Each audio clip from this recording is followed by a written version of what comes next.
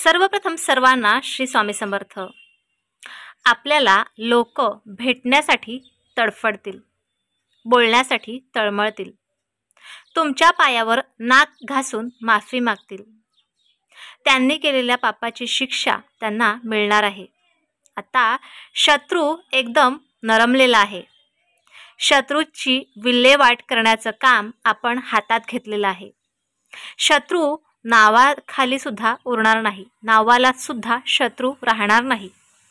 शत्रूची तळपायाची आग मस्तकात जाणार आहे, कारण त्याची विल्हेवाट आपण लावणार आहोत। शत्रूने कितीही दिलेला त्रास असेल तरी पण ह्या उपायाने हा त्रास संपून जातो। शत्रूला आपल्याविषयी विचार करण्याची जी क्षमता आहे ती क्षमता निघून गेलेली असेल। शत्रूचा नायनाट होतो या उपायाने। अगदी शत्रुबाधा कशीही असू द्या, ती तुम्हाला कळू द्या किंवा नाही कळू द्या। एखाद्या दिवशी घरात एखाद्या व्यक्तीला नेहमी आजार असणं, आजार झाला की काहीतरी अपघात असणं, अपघात झाला की काहीतरी साडेसाती लागणं, पैसा अगदी कळत न कळत सर्वच काही घरातून निघून जाणं, घराचा नायनाट होणं, दुःखावर दुःख, दुःखावर दुःख हे प्रसंग घरात चालू राहणं, ह्या सर्व गोष्टी, ह्या सर्व ज्या काही घटना आहेत ह्या शत्रुपीडेच्या निगडीत आहेत। शत्रुपीडा लागलेली असते। या शत्रुपीडेला संपवण्यासाठी आज आपण एक खास उपाय पाहणार आहोत। हा उपाय ज्यांना कुणाला हवा आहे त्यांना व्हॉट्सअपला जाऊन नक्की शेअर करा। ह्या उपायासाठी आपल्याला एक लिंबू लागणार आहे। हा लिंबू कुठेही डाग नसेल ह्याची काळजी घ्या आणि सुंदर आणि फ्रेश असा हा लिंबू असेल ह्याची काळजी घ्या। हा लिंबू आपल्या घरात आणायचा आणि उजव्या हातात आपल्या लिंबू घ्यायचा, उजव्या मुठीत घ्यायचा। त्यानंतर आपल्या घरात एखाद्या व्यक्तीवर आपल्याला डाऊट असेल की ह्या व्यक्तीला शत्रुपीडा झाली किंवा तुम्हाला प्रत्येकच व्यक्तीला शत्रुपीडा लागली असं वाटत असेल तर प्रत्येक व्यक्तीच्या डोक्यावरून हा लिंबू अँटी क्लॉकवाईज उतरून घ्या। तुमच्या स्वतःच्याही डोक्यावरून अँटी क्लॉकवाईज उतरून घ्या।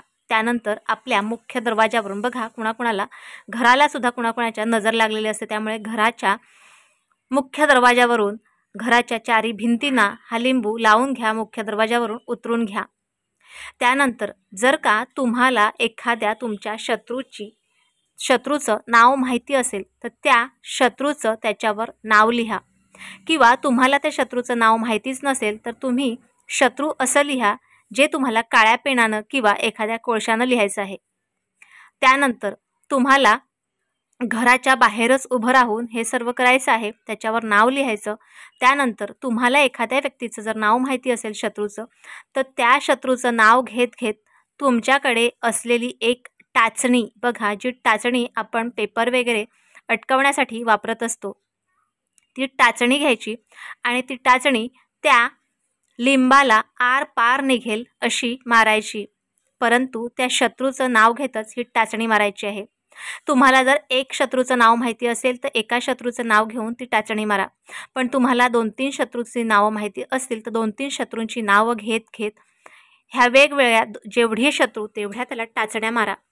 त्यानंतर हा जो लिंबू आहे तो लिंबू तुम्हाला एखाद्या 4 रस्त्यावर किंवा जिथे सुनसान जागा आहे तिथे नेऊन हा लिंबू टाकून द्यायचा आहे, परंतु ह्या लिंबूवरून एखादं वाहन जाणार नाही, एखाद्याचा पाय लागणार नाही अशी काळजी घ्या आणि त्यानंतरच हा लिंबू त्या जागेवर नेऊन फेका।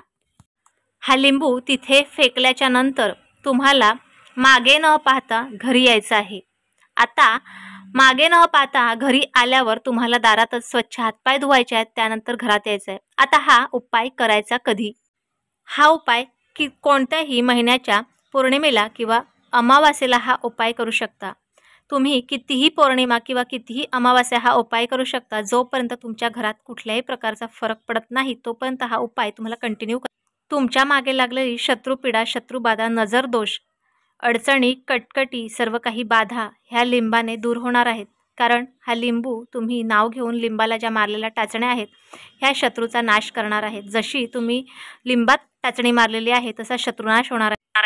तर आजचा छोटासा व्हिडिओ तुम्हाला कसा वाटला मला नक्की कळवा। व्हिडिओ आवडल्यास लाईक, शेअर, सबस्क्राईब मात्र जरूर करा। पुन्हा भेटूया अशाच एका नवीन व्हिडिओसोबत, नवीन विषयासोबत। तोपर्यंत सर्वांना श्री स्वामी समर्थ।